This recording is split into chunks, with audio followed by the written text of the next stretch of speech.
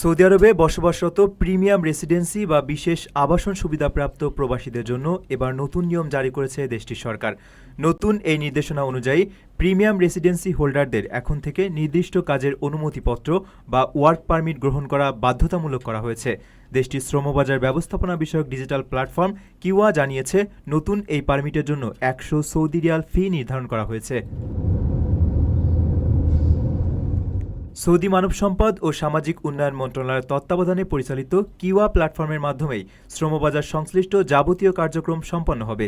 নতুন নিয়মে বলা হয়েছে, বিভিন্ন প্রতিষ্ঠানের সাবস্ক্রিপশন ফি তাদের আকার ও নিবন্ধিত কর্মী সংখ্যার উপর ভিত্তি করে নির্ধারিত হবে। এছাড়া তামহির কর্মসূচির আওতাভুক্ত প্রশিক্ষণ চুক্তিগুলো এখন থেকে অনলাইনে নিবন্ধন করা গেলেও তা সৌদিকরণ নীতির অংশ হিসেবে গণ্য হবে না।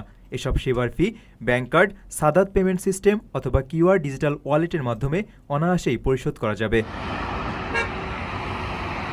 কর্মসংস্থান ও ভিসা সংক্রান্ত নিয়মেও বেশ কিছু গুরুত্বপূর্ণ পরিবর্তন আনা হয়েছে।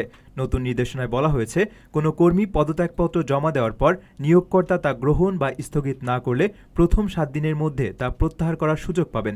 তবে চুক্তির শর্ত অনুযায়ী নোটিশ পিরিয়ড ভিন্ন হতে পারে। অন্যদিকে একবার কোনো ভিসা ইস্যু হয়ে যাওয়ার পর তার তথ্য আর সংশোধন করা যাবে না।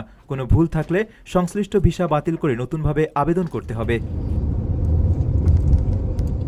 প্রবাসীর সিটিতে চলছে বহুল আলোচিত ফ্রি ফ্ল্যাট অফার, অর্থাৎ আপনি যে টাকা দিয়ে এখন ফ্ল্যাট কিনবেন ৫ বছর পর সেই সম্পূর্ণ টাকা ফেরত পাবেন, আর সেই সাথে পাচ্ছেন একটি ফ্ল্যাট একদম ফ্রি।